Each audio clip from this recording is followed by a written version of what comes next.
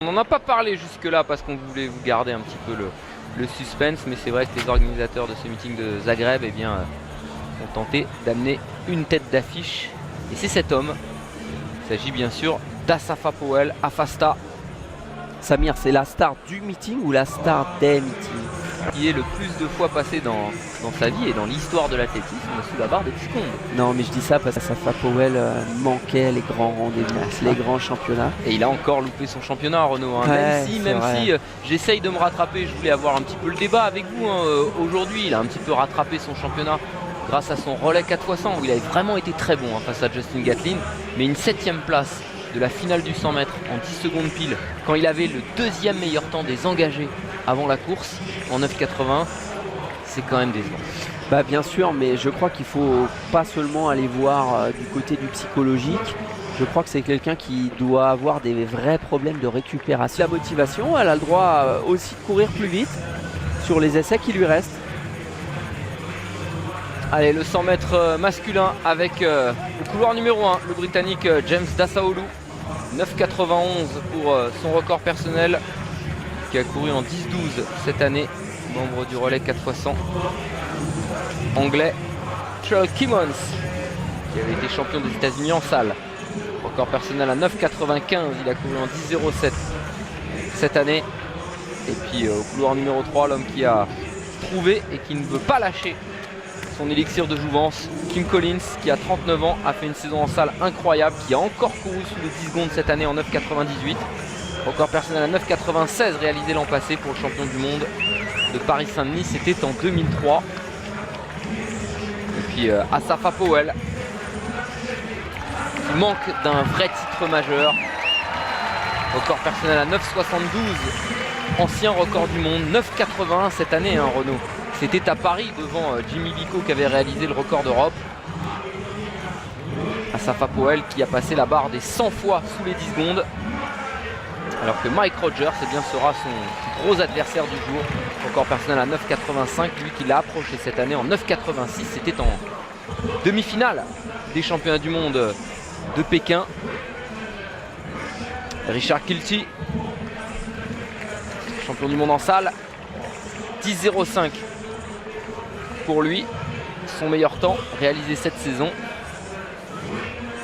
Harry Akines Arietti, autre Britannique qui a un record personnel en 10,08 qui n'est pas là. Couloir 7 et enfin le Turc Ramil Guliev est au couloir numéro 8, record personnel à 10,08. On attend Asafa Powell et il y aura un beau combat face peut-être au meilleur partant du monde, l'américain Mike Rogers.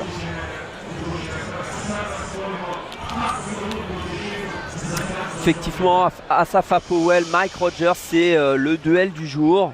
Avec pourquoi pas un Kim Collins qui pourrait se mêler à la bagarre après sa victoire de dimanche à Berlin.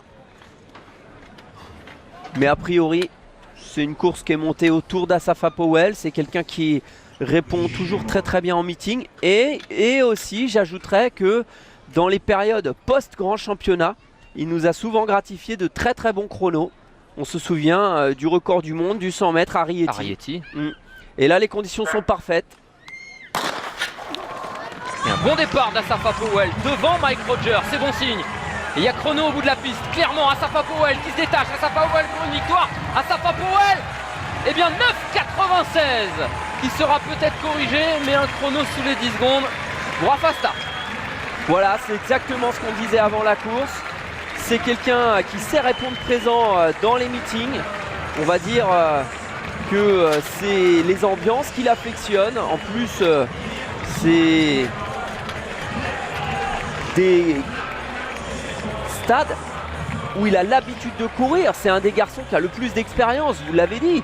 Il a couru plus que 100 fois sous les 10 secondes. C'est juste énorme. Les gens oublient qu'il est presque né finalement au championnat du monde de 2003 à Paris-Saint-Denis. Souvenez-vous, John Drummond à Didn't Move, il était dans cette course de faux départ. Voilà, et lui aussi il a été il avait été éliminé pour faux départ. Mais il n'avait pas polémiqué, il était sorti. Non, il a pas fait de cirque, mais c'est un garçon qui a 12 ans de carrière, a écumé tous les meetings, donc il connaît parfaitement toutes ces ambiances, tous ces stades, tous ces publics. Et l'ambiance des meetings, il maîtrise, regardez. Là où il construit sa course à Asafa Powell, et bien tout simplement c'est dans ce qu'on appelle la zone de vitesse maximale. Zone de vitesse max, c'est celle qui suit l'accélération. Le moment de la course où l'athlète est flashé à la plus grande vitesse, et bien c'est aux alentours du 50 mètres, 55 mètres pour Asafa Powell.